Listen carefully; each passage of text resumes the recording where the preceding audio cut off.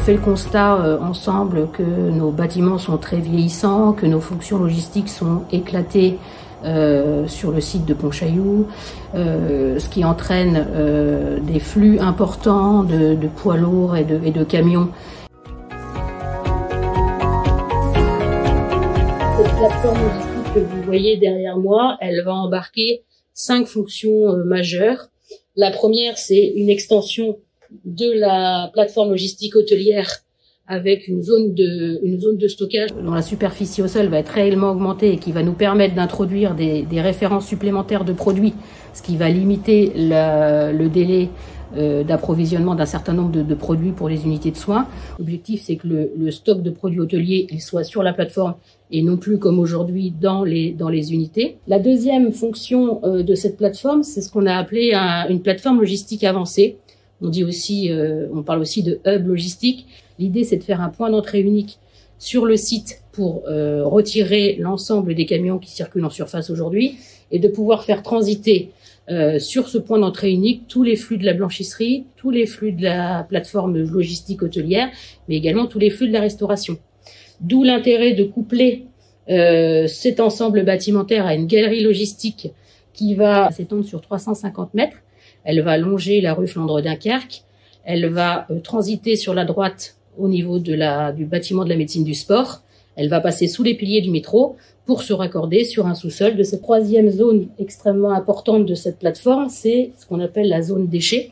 C'est la partie process la plus innovante de notre projet logistique puisqu'elle va traiter in situ l'ensemble des déchets hospitaliers, ce qu'on appelle les dasseries, sur le site de Pontchaillou.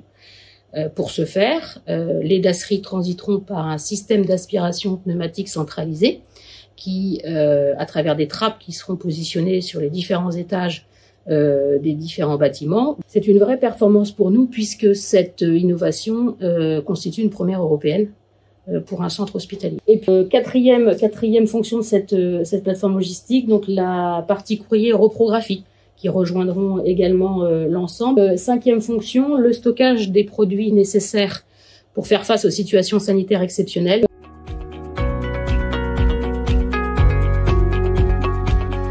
Le défi majeur de ce projet, il va être de devoir être en mesure de proposer une solution logistique dès l'ouverture du CCI.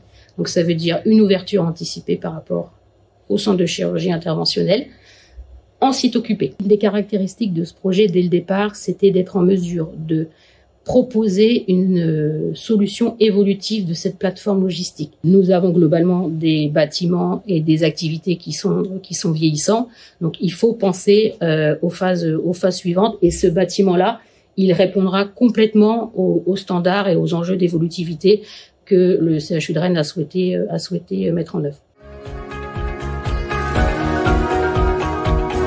Une modernisation des fonctions logistiques, on l'a bien compris, l'automatisation des flux, et puis 2 éléments extrêmement importants, c'est la maîtrise environnementale, donc la végétalisation par exemple de la toiture et la volonté de préserver un ensemble qui s'inscrive le mieux possible dans l'environnement urbain qui est déjà très concentré, celui de Pontchaillou.